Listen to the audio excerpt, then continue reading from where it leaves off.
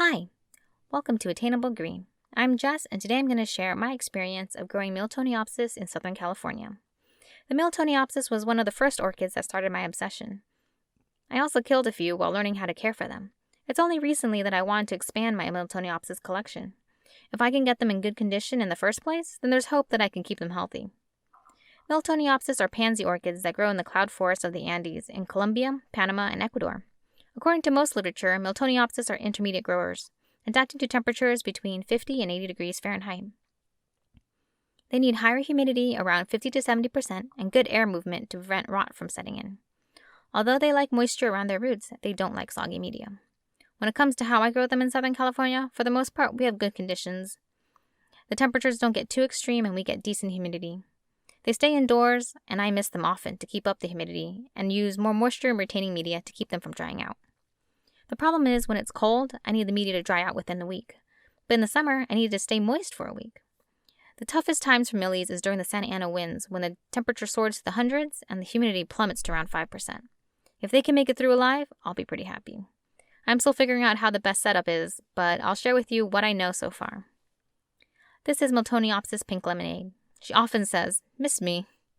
I've had her for over 3 years, and to be honest, she's seen better days.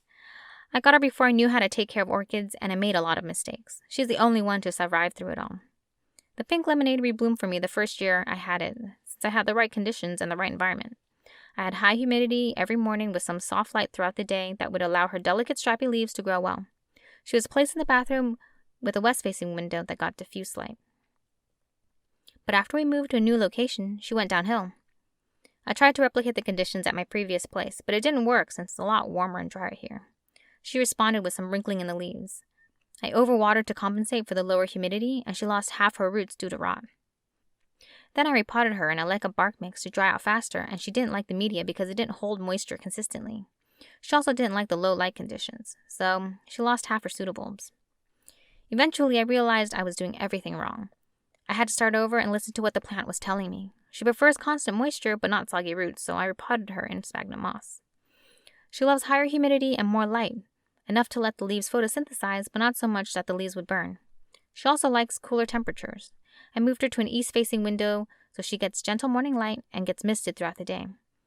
I keep the window open so there's good airflow too. Now she's looking much better. She matured 3 small pseudobulbs last year, and she's pushing out at least 5 new growths. I haven't seen her flowers in about 2 years, but maybe this might be the year it changes.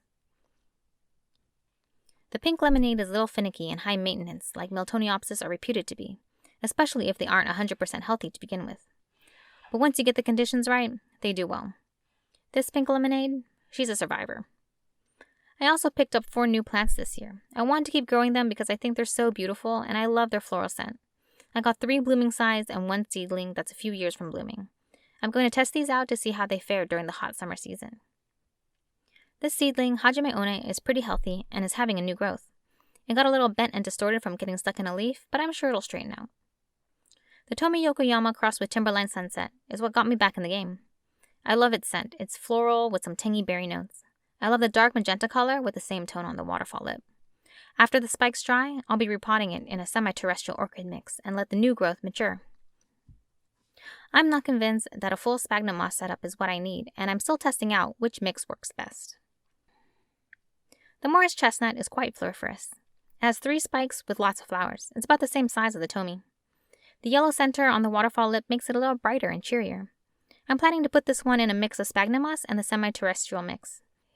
The original media came with some crushed oyster shells as top dressing, so that tells me it needs some additional calcium. I'll have to keep that in mind when repotting. The Yombe's Dream Cream Puff has the largest blooms of the most recent millies. It has another spike yet to open, so I'm sure it'll hang on for a while longer. The flowers typically last about a month or so. I love this creamy pale yellow color with the classic pansy markings in the center. There's no waterfall pattern on this one, but I like that it makes a good contrast for the other 2. They will all need a good repot after the flowers fade. The roots should be in the media instead of in the air. They don't really have aerial roots like a phao.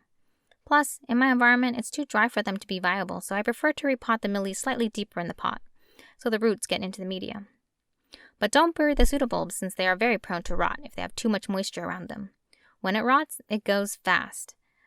The bulb turns orange, then brown and black, and dies. It can spread quickly too if you're not careful.